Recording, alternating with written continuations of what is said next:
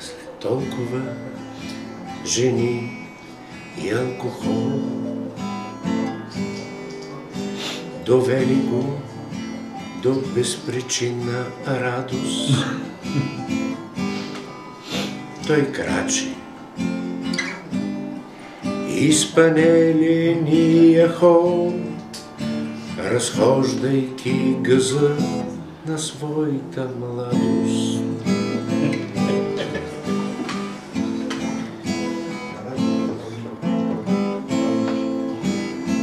Ренесансова е песента. Вау! Но алкохолът си е алкохол.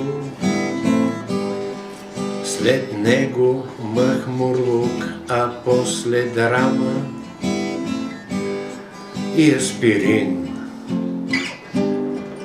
и хапче валидол. И има гъс, обаче младост няма.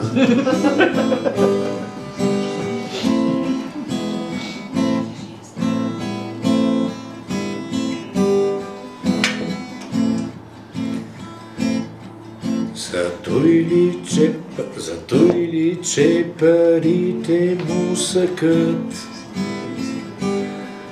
и възрастта му няма оня привкус. Той страда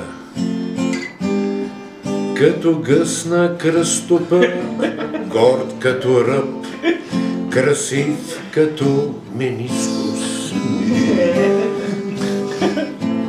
Тук се чувства, какво ще не мога. Това е неочакваната поезия. Но гледайки живота си под лупа, с достоинство носи тежкия си кръст,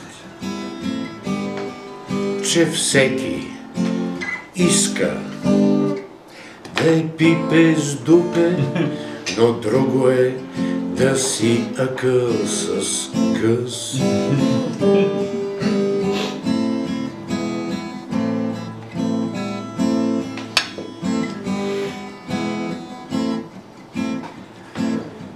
И с каквото и да се захване, той неотклонно следва своя път. Роди се гъс. И гъс ще се остане,